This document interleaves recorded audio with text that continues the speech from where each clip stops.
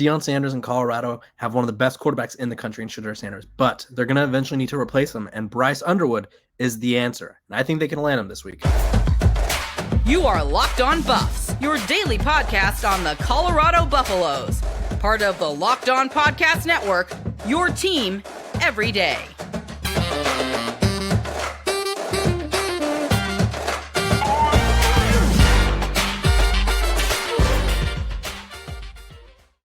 Welcome to Locked On Buffs. I am your host, Kevin Bulber. Today's episode of Locked On Buffs is brought to you by the Locked On Podcast Network.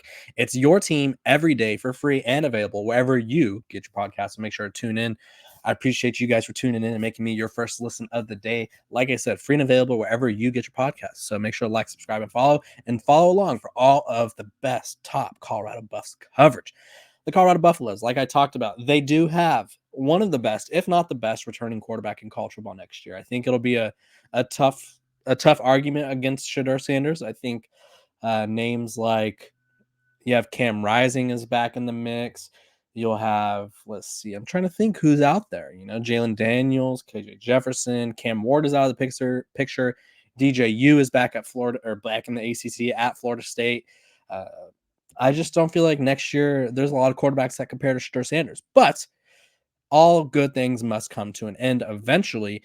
And if you're Colorado, you know, and if you're Coach Prime, you know that your son and quarterback is probably headed to the NFL as a first-round pick next year. Could have been a first-round pick this year if he wanted to be, really. But Coach Prime wanted him to run it back for one more year in Boulder, and I think that's a great decision for both parties. I think he could be quarterback one next year. Quinn Ewers is also out there, so a lot of big names that are returning, but I think Shedeur Sanders is top. But they need someone to replace him. They did have Antoine Hill, a four-star commit in their 2025 class, but he backed off his pledge. And now it's come down to Bryce Underwood. And it's not a bad person to have it come down to. He is the number one ranked player in the country, 5-star. This is his rankings according to 24/7 Sports. Number one player, number one quarterback, and then obviously the number one player in the state of Michigan. He is a .9999 recruit, which means he's like 1 point away from being a perfect recruit. 6'3.5", we'll just call it 6'4", 205 as a high schooler. The scouting evaluation on him back in 2022 was ahead of his years physically. Looks like he could be a senior or college player already. And this is him as a junior. Has a strong arm with the ability to make throws to any part of the field, throws a good deep ball, and can use touch to give his receivers a chance to go make plays on the ball, something Colorado and Shedeur Sanders do quite frequently. Did an exceptional job of taking care of the ball as a freshman with 39 touchdowns and just 4 interceptions. Got rid of the ball quickly and was decisive for the most part. Very good athlete who honestly could be a high-level recruit on defense if he was not such a great quarterback. Uses the legs to escape the rush and extend plays. In 2022, he was a Max Preps Sophomore Player of the Year, Max Preps Michigan's Player of the Year, threw for 2,700 yards, 37 touchdowns, led his school, Belleville, I think it's Belleville. That's what I'm going to call it, to its first ever unbeaten season and consecutive Michigan Division I state title. He also rushed for 8 touchdowns and 630 yards. This season, Bryce Underwood had another great year. He's really, I think, one of the rare, at least lately, it feels like, where it's like we don't know who the top quarterback is. He definitely feels like he's claimed that spot and will hold on to it for the entirety of his high school career, just because he's got the size, he's got the arm strength. This season, he threw for 3,165 yards, 40 touchdowns to just 2 interceptions. He also rushed, it says, for 160 yards and 7 touchdowns. So only 25 carries this year. So clearly he's trying to cut back on his legs or usage of his legs, but he's still a great dual threat quarterback. He commits this Saturday. So according to Steve Wiltfong of 24/7 Sports, the godfather of recruiting, Bryce Underwood is announcing his college decision on Saturday. The choices are Alabama, Colorado, Florida State, LSU, Michigan, Oregon, and Penn State. Obviously, Colorado is kind of going to be in the mix for a lot of big name guys like this when Deion Sanders, Coach Prime, is at the helm. Coach Prime is one of the elite recruiters in college football. He kind of just has that allure and that fame that No one else really has. He's an NFL Hall of Famer, one of the best football players ever, and not a lot of coaches are as successful as players as Coach Prime was. So he's kind of that rare double whammy. And so if they could get Bryce Underwood, which I think the case for Bryce Underwood at Colorado is play for Deion Sanders, one. Two, Colorado is one of the most popular teams in college football. So you'll be you'll be on the most popular team in college football. Everyone's going to be talking about you. It'd be kind of like a different wave because obviously Colorado signed 5-star defensive backs. They've even signed a 5-star offensive tackle in Jordan Seaton, but they've never had a 5-star quarterback. At least not under Coach Prime. I don't think they've had a 5-star quarterback in program history either. But having Coach Prime land a 5-star quarterback would be astronomical attention. Everyone would be dialed into Colorado games even more. And then Shedeur Sanders is off to the NFL, so you start right away. Whereas at programs like Alabama, thicker competition room, Florida State, you're going to have DJU is going to be leaving, but you'll have a lot of youngsters that will kind of want to be butting for that starting role. LSU, not sure what their quarterback situation is. They obviously are losing Jaden Daniels. They have Garrett Nussmeier. Does he start? If he does, he might start for a couple of years. Michigan, where he's from, is always going to be a kind of a someone in the mix, but does Jim Harbaugh stay at Michigan? Oregon, they have Dante Moore waiting. So is that the perfect fit for him? I would say no. So Colorado has a case. I would say the biggest competitors are Alabama, LSU, and I would say Michigan, but I would caution about the Harbaugh aspect of it. Steve Wiltfong currently has, or at least in November, projected him to end up at LSU. It'll be one of those things where it's going to be an interesting recruitment. Even when he's committed, I think programs like Colorado will still pursue. He talked about all of the schools, the 7 finalists. He said about Alabama, they produce great quarterbacks. They're known for putting out first rounders. That's one of my main goals. How stuff was ran there. It's very professional, very strict business. Colorado, the future is very big for Colorado. They're getting a lot of offensive linemen to protect their quarterback. It's going to be a great future for Colorado. The experience at Colorado was unmatched. Great game energy, game atmosphere is ridiculous. Florida State says they surprised a lot of people. The development of quarterback is amazing. LSU, which is, I'll read about LSU because they're the top contenders, according to Steve Wiltfong. Great coaching staff, amazing atmosphere. The program itself is very historical. A lot of great players went in and out of Louisiana State University. The food is amazing. It's a lot of real people out there, a lot of people from Michigan, a lot of things we can relate to. And then he also is considering Penn State. So I think LSU, obviously, the more detailed the answers, the more it's like, oh, is he going to go there? But I think Colorado's case, like I said, you have Deion Sanders. You have someone who has played at the highest level. You have someone who is going to generate attention for you. If he goes to LSU, he's going to have attention in the sense that he's a 5-star quarterback, number 1 ranked player in the country. But he's not going to have the same sort of attention that he would get at Colorado. He's going to start right away at Colorado. There's no question about it. At LSU, he'll probably have to compete for the starting job. I'm not going to say Colorado is going to hand him the job, but I don't think Colorado has the quarterback room right now where it's like, yeah, I think Walter Taylor or the other transfers that they bring in eventually are going to beat out Bryce Underwood. I just don't see that happening. I think there's a lot of excitement if you're a Colorado fan. I think being in the mix is a good sign. And as we all know, until pen is put to paper on National Signing Day, you can never count Coach Prime out. So I think Colorado has a very decent chance here. It's going to be one of those things where even when he commits, you still got to put in the effort. You still have to push after him because you never know. You never know what could go right or wrong for someone else. So always got to be ready. But Colorado fans, look out for that this Saturday. He's going to be announcing his commitment. This episode of Locked on Buffs is brought to you by our sponsors over at LinkedIn. At the start of the new year, every small business owner is asking themselves the same question. What's the one move I can make that'll take my business to the next level in 2024? LinkedIn Jobs knows that your success all depends on the team you surround yourself with. That's why LinkedIn Jobs has created the tools to help find the right professionals for your team faster and for free.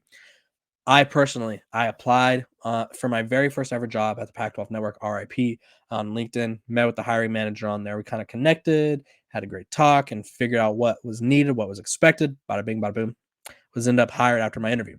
LinkedIn isn't just another job board. LinkedIn has a vast network of more than 1 billion professionals with which makes it the best place to hire. Hiring is easy when you have that many quality candidates. So easy, in fact, that 86% of small businesses get a qualified candidate within 24 hours. It's why small businesses rate LinkedIn Jobs #1 in delivering quality hires versus leading competitors. LinkedIn also knows that small businesses are wearing so many hats and might not have the time or resources to hire. Thankfully, with LinkedIn, the process is intuitive, quick, and easy. Post your job for free at linkedin.com/lockedoncollege. That's linkedin.com/lockedoncollege to post your job for free. Terms and conditions apply. Welcome back to Locked On Buffs. Thank you for making me your first listen of the day. We're free and available wherever you get your podcast. So I appreciate you guys for tuning in. DC options, District of Columbia options for president. No, I'm just kidding. We're going to be talking about defensive coordinator options. I saw some yesterday that I thought were interesting, and I wanted to address them because obviously the two that stood out to me, Mike Zimmer, Ed Reed. I think Coach Prime has relationships with both of them, wants an NFL feel on his staff. I think I saw some comments yesterday, and I wanted to address each of these and give them their kind of their shine. So the first one that I saw frequently was Ken Norton Jr. So Ken Norton Jr. is obviously an NFL guy. He currently is the linebackers coach at UCLA. But has spent time at USC. He played with the Cowboys and the 49ers. Obviously, had some overlap with Deion Sanders a couple of times. Was the Seattle Seahawks, that's a tongue twister, linebackers coach, Oakland Raiders defensive coordinator back in 2015, Seahawks defensive coordinator from 2018, 2021, and was hired as the linebackers coach at UCLA in 2022. So he has plenty of NFL experience. He has plenty of coaching experience. He has a kind of that in between like college and NFL vibe, and I think that's what Coach Prime's going for. I think Carl Reed did say it's going to be more of an NFL presence, and I would say Ken Norton has that. Obviously, UCLA had a really good defense this past year, and I think Ken Norton was a big part of that. I think realistically, if you bring in Ken Norton Jr., you're bringing in someone who has recruiting experience, coaching experience at both levels. You could sell to recruits. He knows what it's like to be an NFL staffer. He was the defensive coordinator for two separate NFL teams, each time for, I think it was for a handful of years. Yeah, Seattle from 2010 to 2014, and then the Raiders from 2015 2017. So he has, or excuse me, 2018 21 for the defensive coordinator for Seattle. He has a lot of coaching experience at the NFL. He knows what it takes. He knows what NFL teams are looking for. So that's helpful in development. He has recruiting success, which is good if you're Colorado, because you lost Charles Kelly, who's the best recruiter in college football. You lost Nick Williams, who's another good recruiter. So you're losing recruiting experience, and having someone who has that is a very good advantage. I think that's kind of the downfall to Mike Zimmer, because obviously he spent a lot of time in at the NFL level, whereas like he does have like Mike Zimmer started his coaching career at Missouri as a defensive assistant and then went to Weber State as a linebackers coach, and then Washington State as a defensive coordinator. But his most recent prominent position in college, which was Washington State, was in 1989 to 1993. And obviously, a lot of things have changed since then. For starters, I was not alive during his coaching tenure at Washington State. He then went to the Dallas Cowboys, where he coached Deion. He went to the Falcons and then the Bengals, and then he was the head coach for the Vikings before becoming a consultant at Jackson State. So he has a lot of football knowledge, but does he have the recruiting savvy that Colorado needs? I'd say no. I don't think he has any recruiting experience. Obviously, the NFL is quite different than college. So that's something that works against him. I think it's one of those things where it's tough to kind of look at someone and be like, yeah, that guy is the guy, when he doesn't have the experience necessary, I guess you could say. Like if Coach Prime hires him, like it's a good experience. It's a good experience hire. But if he does hire him, that means that other people on the staff will have to step up as recruiters. And Colorado has a lot of holes or a lot of questions on their staff at the moment that they really need to address. Another one that I saw that was interesting was Charlie Strong, former Texas head coach, currently at Alabama as a defensive analyst, spent 1 year in the NFL. So I don't know if it'd be him. He spent it on Urban Meyer's staff with the Jacksonville Jaguars, and then was a co-defensive coordinator at Miami, and then has been an analyst for Alabama. Other notable jobs, he was obviously the head coach at Louisville with Teddy Bridgewater, was one of their more successful head coaches. He honestly was one of the rising stars in college football, and then went to Texas and it just didn't click. He had 3 losing seasons. I think they were 5-7 every year. I think their best, um, or no, they were 6-6 one year. Um, but yeah, they were 6-6, and they lost their bowl game. So Louisville, he was 7-6, 7-6, 11-2, 12-1. Parlayed that into the Texas job, 6-7, 5-7, 5-7. Went to USF, 10-2, 7-6, 4-8, and then he's been an assistant since. I think he's a good head coach. Obviously, as we saw back at Louisville, I think he just needs a lot around him. And honestly, not head coaching is not for everyone. We've kind of learned that some guys it just doesn't work out for. Some guys are great coordinators, and I think he'd be a perfect coordinator for Colorado. He just would have to. I don't know if he has that NFL feel, so I don't know if it's him. But I thought he was an interesting name because obviously his defenses have always been stout. He's a defensive mind. He's been at what my good friend Sergio calls Nick Saban's rehabilitation for failed head coaches, because obviously Nick Saban saves coaches and pumps them back out. Lane Kiffin, Steve Sarkisian, Bill O'Brien. Obviously, Bill O isn't a head coach, but he just kind of Billy Napier is another one. He just kind of gets these coaches, Mike Locksley, and helps them parlay their success at Alabama into better options elsewhere, and teaches them how to win, teaches them how to coach, and kind of it's still a culture. So he'd be a good culture builder. I think he'd be a great recruiter. He was a really good recruiter at Texas. I'll give him that. But it'd be interesting. I'm gonna comment below if there's any other guys that you guys think that could be in the mix. I honestly, the longer he takes, the more I think the decision's already made, and there's a lot of candidates that are going to be thrown out there that aren't really up for it, or maybe the decision's already in the building, kind of like the Pat Shurmur situation, that offensive coordinator, where it's like he already knows who he wants. It's just one of those things. When we come back, I'm going to talk about where I think Shedeur Sanders ranks among the new Big 12 quarterbacks, because there's some talented ones out there. Welcome to Locked On Buffs. I'm your host, Kevin Borba. As you guys have known, I appreciate you guys for tuning in to Locked On Buffs and making me your first listen every day. We're free and available wherever you get your podcast. I'm loving that subscriber count. It's growing. We're growing every day. I appreciate it. We are currently at nearly 4,300 subs. I want to get to 5,000 by spring ball, we'll call it. Going to have some cool guests, some insiders, some recruiting insiders, maybe some recruits. It's going to be awesome. You guys won't want to miss it. Big 12 quarterbacks. There are some good ones. There's some ones. There's 5 top quarterbacks in the Big 12 right now, and I'm going to rank them. I think, and one of them is a new addition, so bear with me. I think Shedeur Sanders is the best quarterback in the Big 12 next season. He has the combination of arm strength, accuracy, decision-making, elusiveness. He was sacked a lot, but he can, if blocked for well enough, and he's not constantly beat up, he can shimmy out of the pocket. He was clocked at 20 miles per hour. So those cops call him Eli Manning and other slow quarterbacks. You better watch out. I don't think Eli Manning's ever been clocked at 20 miles per hour in his life. Shedeur could throw it with the best of them. He's an elite decision maker.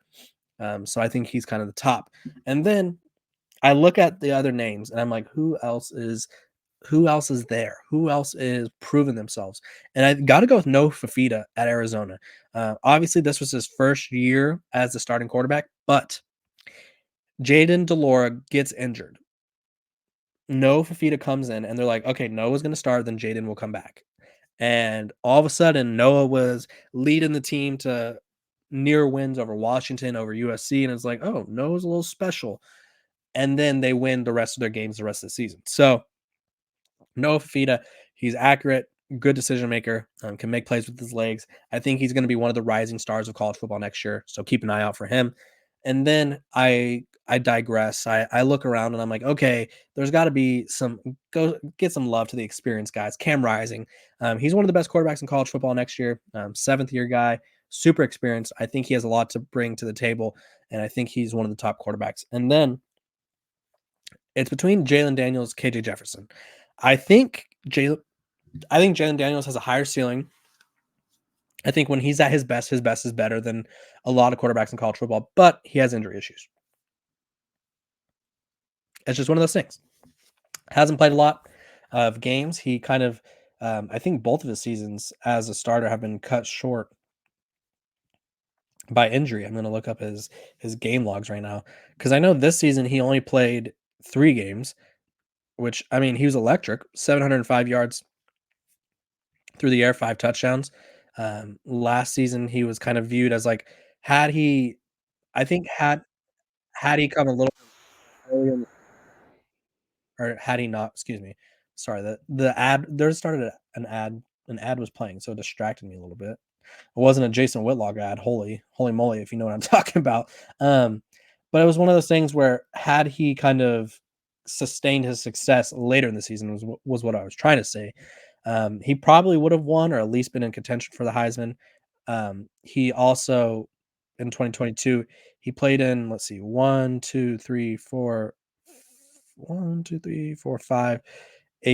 games. So he's kind of hasn't played a full season. So I think at his best, he's better than KJ Jefferson. But KJ Jefferson's at UCF now. He's really good, one of the more proven quarterbacks, a veteran guy. A lot of elite, talented quarterback play in the Big 12. There's Garrett Green at West Virginia. I won't say he's elite, but he's really good, dual threat guy. I feel like I'm missing someone. Arizona State has Jane Rashada, who I think could be good. Um, yeah, Utah, like I said, Cam Rising, and they have a lot of quarterbacks. I wouldn't say it's going to be the elite level of quarterback play we saw in the Pac-12 this year, but Big 12 is going to have a lot of quarterbacks. But I do think Shedeur Sanders is the best. Has this overall skill set that everyone needs. So comment below who you think is your top 5, and then I'll get someone else to rank them with me, so that way we can see if I'm crazy, if I'm right. But I just think Shedeur Sanders is a complete package. He's available. He's tough. He could make the throws. Huge arm. He's accurate. Doesn't make mistakes, and I think that's a lot more than what the other guys all struggle with availability, accuracy, decision making. So Shedeur Sanders is kind of the complete package, and I think he's going to be solidifying himself as one of the best quarterbacks in the country next season if he hasn't already. I appreciate you guys for tuning in to Locked On Best and making me your first listen of the day. We're free and available wherever you get your podcast. Make sure to like, subscribe, follow. Make sure to follow along to see what happens with Bryce Underwood. Would be a huge get for Colorado. Would be a monster get for Deion Sanders as the Colorado head coach. I hope you guys have a great rest of your day, and I will see you guys tomorrow.